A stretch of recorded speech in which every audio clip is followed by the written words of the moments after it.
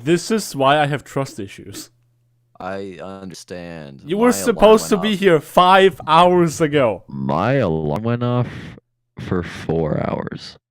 You know what? People always be all like, yo, where's the podcast? This video sucked. I love the podcast. I watch every podcast. Why aren't you doing more podcasts? Did the podcast die? I want to do podcasts, but it's because of you and Echo and sometimes Birdie that I can never organize these things. It's been 5 hours. Listen, you right. I should have just set an alarm on my phone. I trusted Alexa, and she fucking. I remember waking up around like not waking up, but like drifting out of sleep and back into it. And when I heard the alarm, I was like, I probably put that on to help me go to sleep last night. That's how dumb of an alarm it is. Oh my god! It made me think I put it on to go to sleep. That's how soothing it is. I have. And then I woke up at. When you were like if there's one me. person I can trust to be here when they say they'll be here, it's Birdie. When it's Echo, it's like he'll say he'll be here, but then he won't be. Then he's late and he's complaining that I called him up for being late. But with you, it's like maybe he'll show up, maybe he won't. Who knows? It's a fucking magic trick. Yeah, it's a wild card. Oh my god. Wait, is Birdie supposed to be here? No, he never agreed to be here at any specific time. So. I should have done that. He's playing Ace Combat 7, so I'm pretty sure he played that like all night until he passed out, and now he's just dead. Nice. Well, the thing is that if you look in the comment section of my videos, there's always the people that obviously understand what I'm doing, and they appreciate the criticism and everything, but then there's also a bunch of people who are like, well, you can't even be positive. Well, you can't be positive without saying anything negative about it. I'm like, I try to be realistic about everything I talk about, right? Everything that I feel can be good, I try to address as such. But I just feel like because there's so much negativity in our community that whenever I dare say anything negative, I'm always pointed at as like, you are part of the problem. When obviously the problem is, where does that negativity come from, right? It's obviously the game. If so many people feel negative about it, then that doesn't just come out of nowhere. Yeah. And I just don't like the idea of me pretending that these things don't exist. I don't like the idea of me being positive for positive's sake when there are very clearly bad things going on that the player base hates.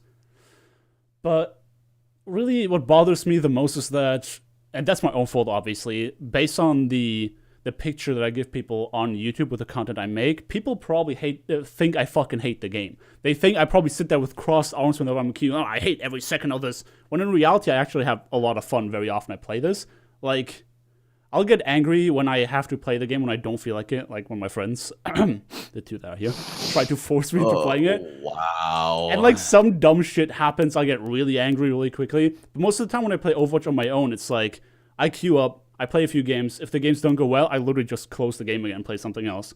I don't sit here being like fuming angry. Oh, I gotta make a video about why this is dog shit. Most of the time, I don't really feel that strongly about it.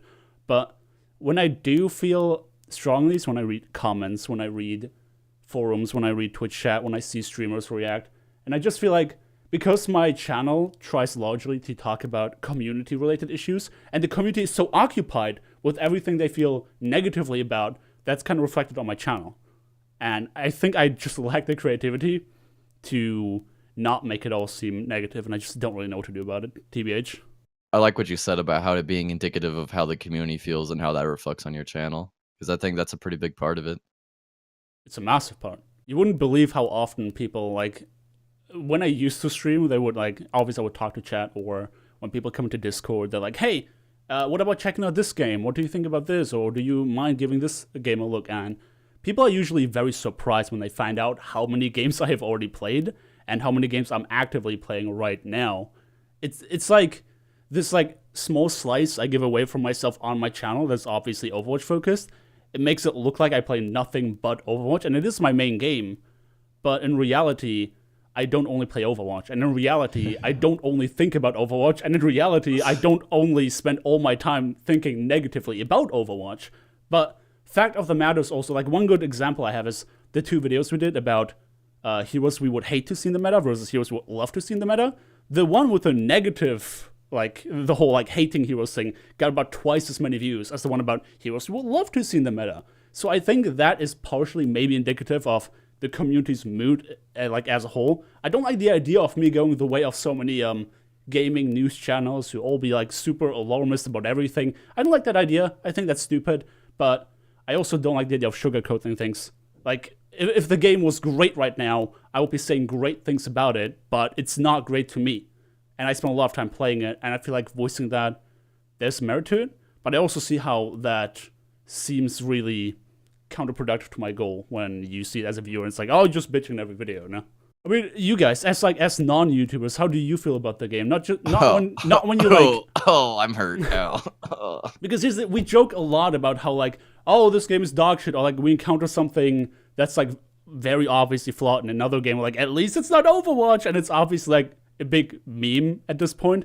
But still, when we play, we have fun playing the game. So how do you feel without those jokes in mind, or without trying to talk about something that has a negative connotation attached to it? How do you feel about the game right now? See, I don't actually watch any YouTube videos about Overwatch that aren't yours. And the videos I do watch from you, I'm basically in all of them, so it's just background noise. So it's not like I search out this negative feeling for Overwatch. But even when I'm just playing the game without any outside connection to any social media that could, skew my outlook on the game, it's still, every time something dumb happens to me, it's just like, yep, this is why the game is shit. That's why it's bad. My perspective and the negativity I get from it is independent of how the community feels. That is also shit that happens in the game, right? Like, there are a lot of things we can talk about. Like, every time you get punched by a Doomfist out of nowhere, and you slam into a wall that you shouldn't have been slammed into. Every time you get one shot by a Hanzo that was spamming around the corner. Like, there's so many things that make you feel like, yep, that's Overwatch right now. My blood pressure is rising.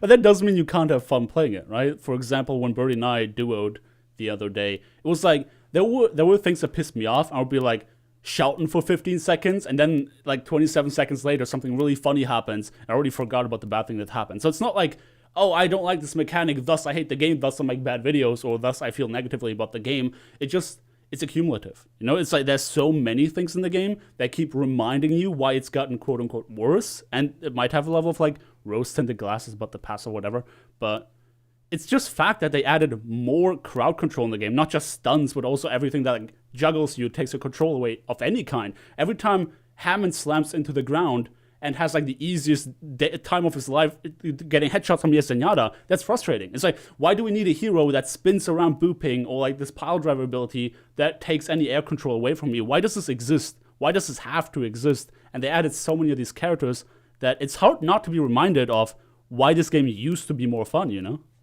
Yeah, that's true. It's really true.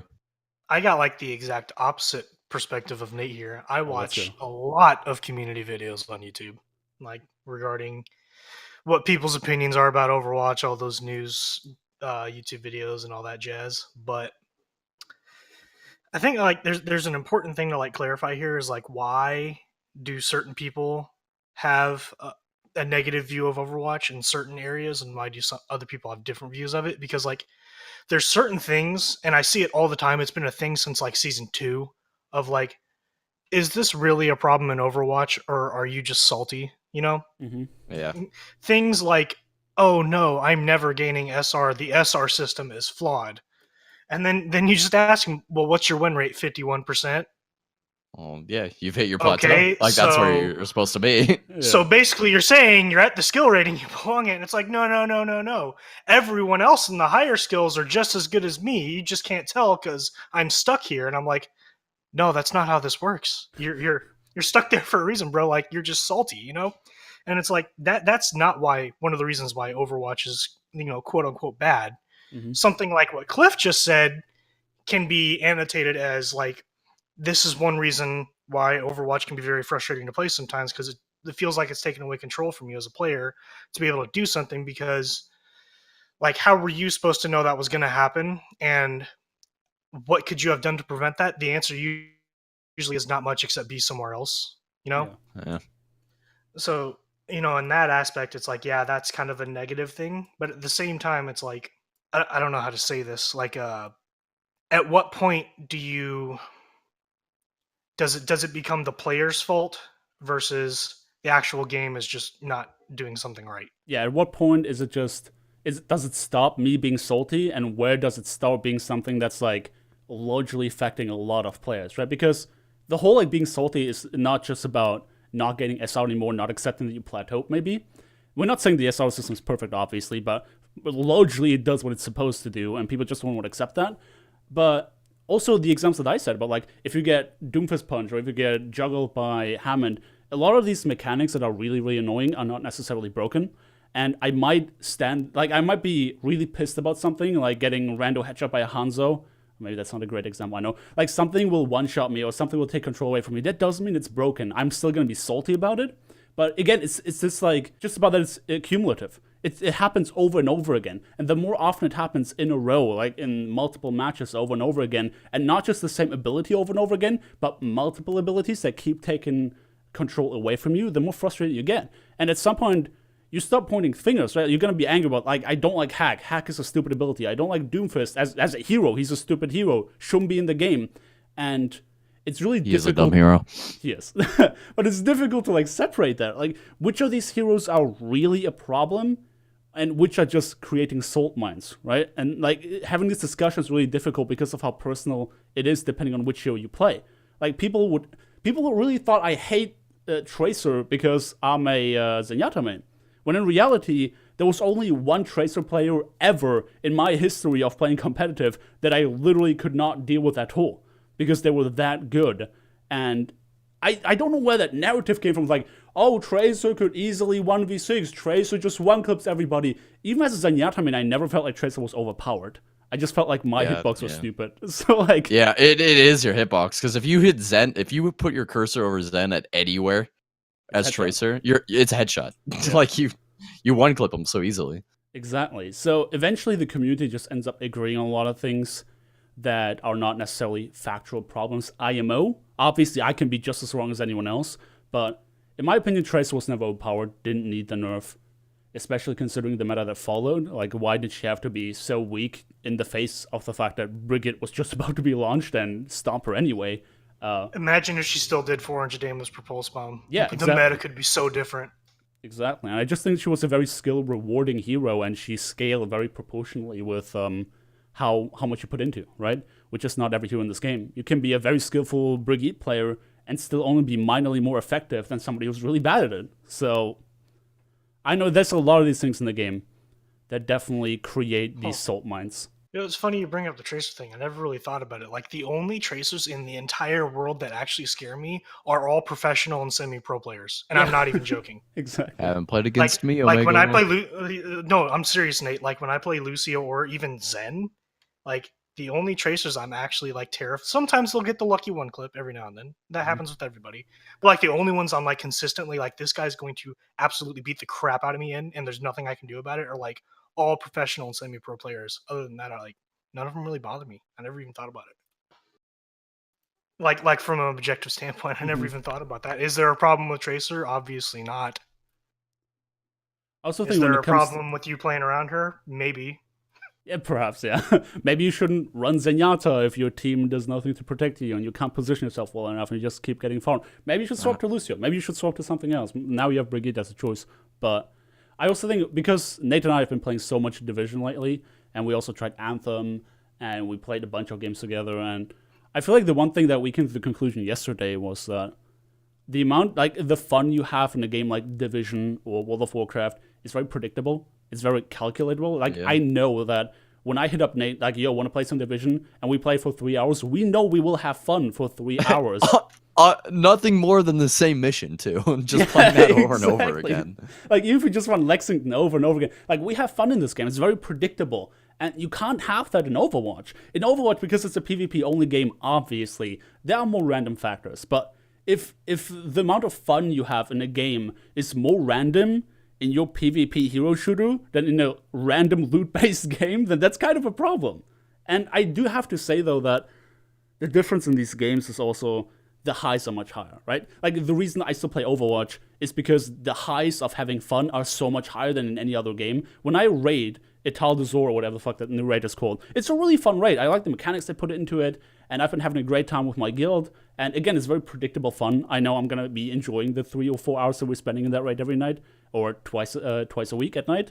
But You mean the last week straight? Because that's what you guys have been doing is Lexington for like a week. Hey, yeah, but listen. then you compare it to like, remember the last time you had a really, really good game in Overwatch, which realistically it does happen reasonably regularly in the sense that it's, if you consider how high that high is and like how fun that is, I think it happens reasonably often. But because the highs are just so great, the lows are even more devastating. So if I have the choice between spending 3 hours on Lexington, having a good time with Nate, versus hating my life for 1.5 hours out of 2 because we've been getting dog shit RNG matches in Overwatch, then, the choice is obvious most of the time. But I still get that itch to play Overwatch because I'm longing for these really, really good games. But that's also where the salt mines come back in again, right? Like, how can you be positive about a game where having fun is so random? And don't start even with the whole, like, oh, just play with your friends thing. We do. We have more fun when we play in a stack, but not everyone does. Most of the people play in solo queue, and that's why so many people in the community are so just feeling so negatively about the game, because the solo queue experience is objectively absolute dog shit. How can you tell these people to the face, just stop being so negative, bro? And another thing I know we're going to hear too is like, we'll just play something else. Okay, let me tell you something, man. We do. First of all, we do. And we do have fun playing other games. We did clarify that. But like Cliff just said, when you look at all the games that have come out recently or all the games that we used to play that are just now outdated and objectively not as good, Overwatch is still the only game that we play that it's like we're having a lot of fun in. And I'll give you an example for me. Ace Combat 7 just released on PC 3 days ago. I already have 17 hours on it. And Jesus I am Christ. having loads of fun not playing Overwatch right now because there's finally been a game that I've been waiting for that is everything I wanted it to be that's out, and I'm having so much fun. So that's what I'm saying is like, other than that, Overwatch is the only other game that like I'm having a lot of fun in still. It's just that there's so much negative stuff in it that still brings me down to a really low level whenever it sucks. We want to have more fun in it, right? Like, that's the whole point. Just saying that go play a different game, that kind of ruins the discussion, don't you think? Oh, yeah. 17 hours in 3 days. I've been playing a different game, buddy, and I'm having loads of fun. Yeah, like, if your choice in discussion is either play something else and don't say anything negative, or only say positive things, do you really think stomping the discussion like that is a good idea? I don't think it's good for longevity of the game. I don't think it's good for the sake of discussion, which is what we do mainly on this channel.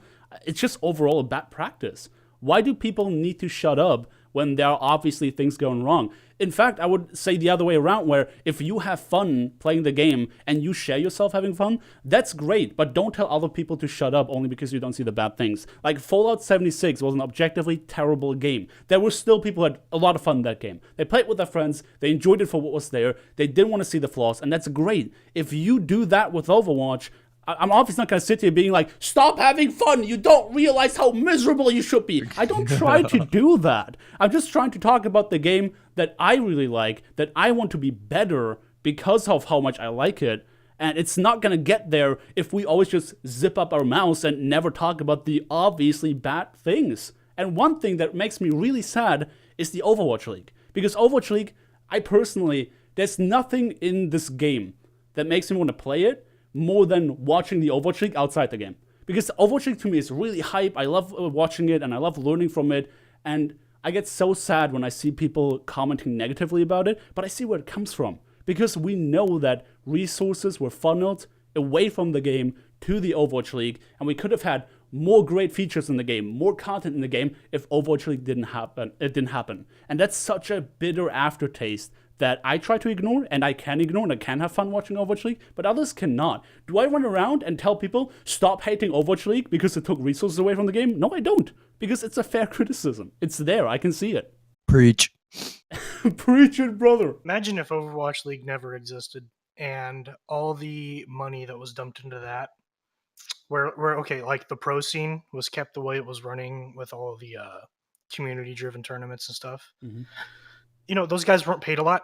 Not even like, that's just straight up, they weren't paid a lot. Yeah. And you know, that's one good thing that Overwatch brings that basically drives them to do even better. But if Overwatch League had never happened, all of that money that was dumped into the league, which is a lot, by the way. Like, a lot. What could Blizzard have done with that? I don't know. Maybe it wouldn't have helped at all. Who knows? But, yeah, that's something that no one really thinks about a lot, because I love Overwatch League 2, and I definitely am glad it got made. But at the same time, I don't want that to take away anything from the game in the first place. Yeah, because we play the game, right? We want the game that we play to be great, not just the game that we watch, which arguably got worse as the Overwatch League went down. They kept jumping around the metas and stuff. That definitely ruined a lot about it.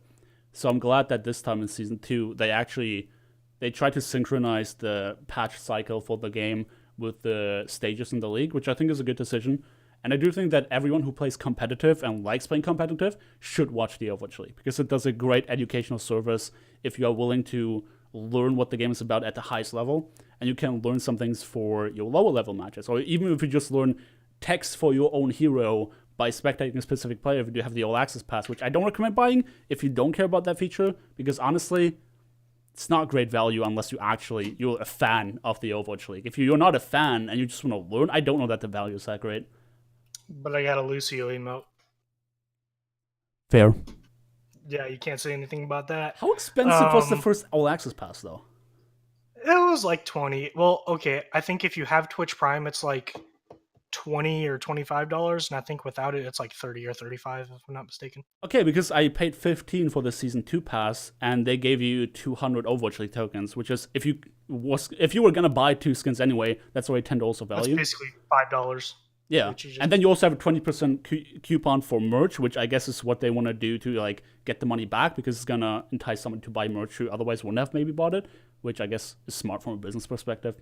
But at least it got cheaper and has more features this time. I mean, they promised us more features last time that they didn't really get to. And I also think... You want some features? Like what? We got goats. We got goats. He's right, you know. We got goats coming in Season 1, Stage 1. Who can figure out a counter goats better than the pro players in a pro environment? Actually, so that's something I'm still saying anyway. Like, everyone keeps saying that goats is still going to be the thing, and I don't disagree with that at all. However, if there is 1 or 2 teams, which one to look out for, I think, is Vancouver Titans, because they ran a pretty successful counter goats comp against Congo Panthera and Overwatch Contender Season 2 finale that has now been buffed due to these armor nerfs, because it relied on heroes that were basically got net buffs because of the armor nerfs. Anyway, look out for them.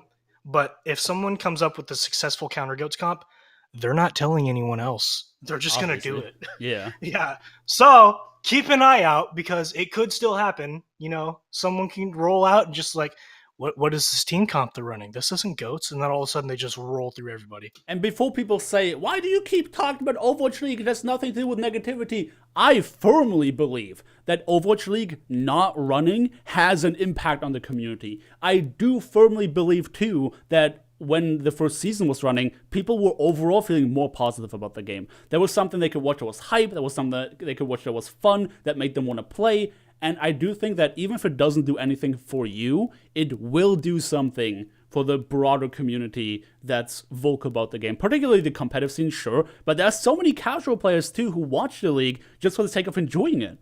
And there's going to be more general positivity when the league shows us all these amazing things that we don't get to see just by playing, right? Like counter strats to things that we feel are broken, and the highest level of play that's out there, cool personalities that make us want to, play their main heroes and get better at that. There's a lot of merit to the Overwatch League actually doing the game a great service that I think a lot of people are definitely ignoring. Like, everyone who's been around for a while, think about how good everybody like on the ladder was at the beginning or before Season 1 of Overwatch League. And then think about how good everyone is on the ladder now. Like, everybody across the entire ladder for Overwatch and competitive got way better after Overwatch League Season 1. And I think that has directly to do with Overwatch League. Let's hit them with the East Coast special. Everybody knows goats, Smile. Everybody knows goats. Season 2 Masters, or I guess I should say like a low Masters player now is like a GM or top 500 player from Season 2. And I'm not over exaggerating that. Yeah. Like, everyone's gotten way better at this game and across all levels. You can look back at my own gameplay. I have Season 1 gameplay of me being like rank 50 something, Season 2 Platinum, gameplay on my channel. Compare that Platinum gameplay to Platinums today. They are way better at the game than they used to be. Yeah, I think Overwatch League has a direct impact on that, though. And you're right. If Overwatch League dies, that is a big indicator to me that Overwatch is dead. Period. Which I know people hate when anyone says that, not just us like, it's a dead game. Yeah, I know it's a big meme and stuff. I don't think that Blizzard and Activision are gonna let that happen at all. They will find a way to keep it alive for sure. Are you not convinced that Overwatch is gonna survive? I think it'll survive. It won't thrive, but it'll be okay for many years to come. I think it will be fine. However, I don't think that Blizzard is going to be the thing that kills it. I think if it gets, shot dead, it's because of decisions Activision Fortnite. Is right. making It's on Fortnite. the business level. It's because of decisions Activision's making on the business level. It has nothing to do with Overwatch itself. Same way that WoW probably. Like is, I remember. going. Well, I remember when me and Cliff made that video. It was like the first one I was in, I think, where it was like my thoughts before the Activision thing. Just things about I can't English. The things about Activision started coming out were like, yeah, there's hope. Not all hope is lost yet. Give it a hope is gone. Give it like the duration of this Overwatch League season. Maybe we'll see some really good changes. And then the Activision thing came out, and I was like, all right, now it's time to get scared. It's like things could still turn to the right direction. And if they do, great for everybody, even Activision, who will stop making stupid decisions because they'll probably be making more revenue. Mm-hmm. But it's just a big indicator that it's like this is heading south and it's not likely to go back on course to the right direction. But I'm definitely not saying it can't. Yeah. Something needs to happen with Activision.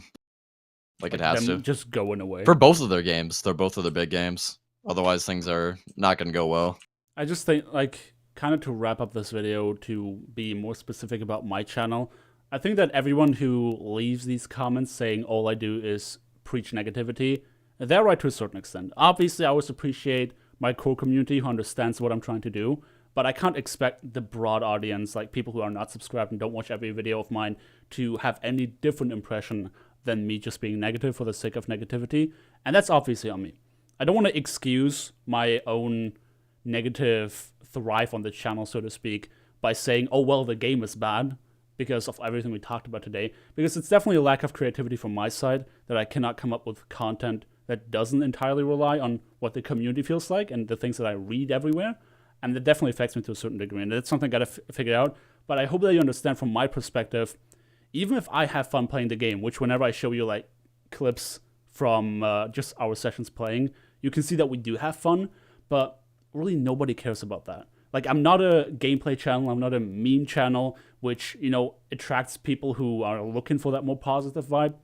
And if I then do these things in Overwatch and I just can't figure out any content that has a more positive strive that's also relevant to the community, so it's not just going to be buried by YouTube, but also when I try to make other content like Anthem, where suddenly I get bashed by absolutely random people, like, how dare you say something positive about a game that you're hyped because it's EA? So it's a middle ground that for me right now is kind of hard to find, because my channel has always been a one-game channel where, sure, I started as a Let's Player like many, many years ago, then I just did exclusively Dirty Bomb, moved on to Overwatch. So I'm feeling very comfortable just talking about one game, because it allows me to have more knowledge about that game.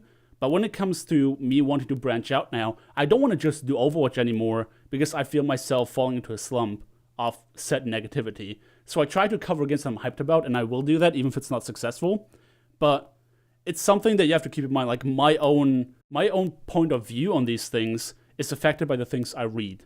So when I cover a new game that I'm just hyped about, I don't really read into anything, which is why I'm excited for Anthem, which is why I'm excited for Division 2. But Overwatch, it's like ignorance is bliss, right? I know too much about it. It's hard for me to ignore these flaws, and that's why I keep bringing them up. So I don't want to excuse it. I just want you to understand where it comes from. And if you are bothered by that quote-unquote negativity, completely understand. I see the criticism, and I try to come up with something. With that said, I guess we're going to call it here. Nate, Birdie, thank you so much for hanging out with me for another half an hour of mindless ranting that people are probably going to hate, but it's going to be fine. I was forced. Always glad to have you here. Birdie, was fun having you. Listen, I'm trying to make these happen more often, but it's so difficult to get a hold of Nate specifically. So, if you guys want more podcasts, go yell at Nate. It's gonna be great. Yeah, just come to my new channel. You could find him in Wyoming. Yeah, that too.